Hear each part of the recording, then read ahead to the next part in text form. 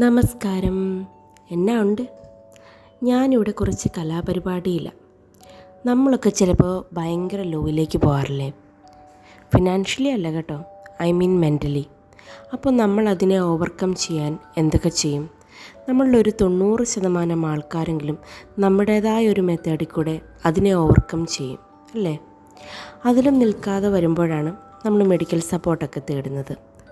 നമ്മൾ തന്നെ സക്സസ്ഫുള്ളായി അതിനെ ഓവർകം ചെയ്യുന്നതിന് മെഡിക്കലി ഒരു ടേമുണ്ട്. അതിന് പറയുന്ന പേരാണ് resilience, the psychological ability to adapt successfully to stress, trauma or tragedy. So പറഞ്ഞു വന്നത് എന്താണെന്ന് വെച്ചാൽ, മൈ വേ ഓഫ് റെസിലിയൻസ് ആണ് നിങ്ങളീ കാണുന്നത്. പക്ഷേ ദ അൾട്ടിമേറ്റ് റെസിലിയൻസ് അല്ലെങ്കിൽ സ്ട്രെസ് മാനേജ്മെൻറ്റ് മെത്തേഡ് എന്ന് പറയുന്നത് എനിക്ക് പ്രെയറാണ്. നിങ്ങൾ ഈ വചനം കേട്ടിട്ടുണ്ടോ? നിൻ്റെ ഭാരം യഹോവയുടെ മേൽ വെച്ചു കൊള്ളുക, അവൻ നിന്നെ പുലർത്തും, നീതിമാൻ കുലുങ്ങിപ്പോകുവാൻ അവനൊരു നാൾ സമ്മതിക്കുകയില്ല. എന്തുണ്ടെങ്കിലും അങ്ങോട്ടങ്ങ് സമർപ്പിക്കുക, ബാക്കി ദൈവം നോക്കിക്കോളും. ദാ ഈ കാണുന്ന വചനം കണ്ടോ? ഇതെനിക്കൊരു സ്ഥലത്ത് നിന്ന് കിട്ടിയതാണ് കേട്ടോ.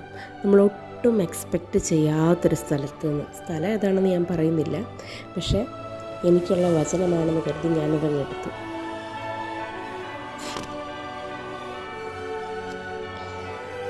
ഇന്ന് തേഴ്സ്ഡേ ആണ് കേട്ടോ.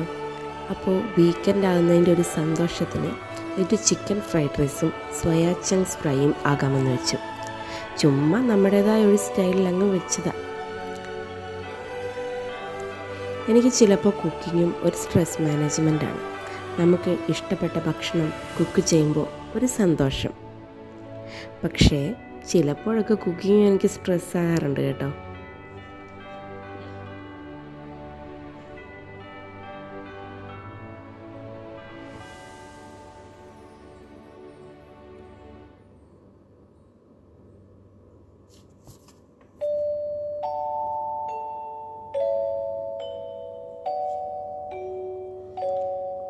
അപ്പം നമ്മുടെ ചൂടായിട്ടുള്ള ഫ്രൈഡ് റൈസും സോയ ചങ്ക്സും ഇവിടെ റെഡിയായി. ഞങ്ങൾ കഴിക്കട്ടെ. അപ്പോൾ ശരി, ബൈ.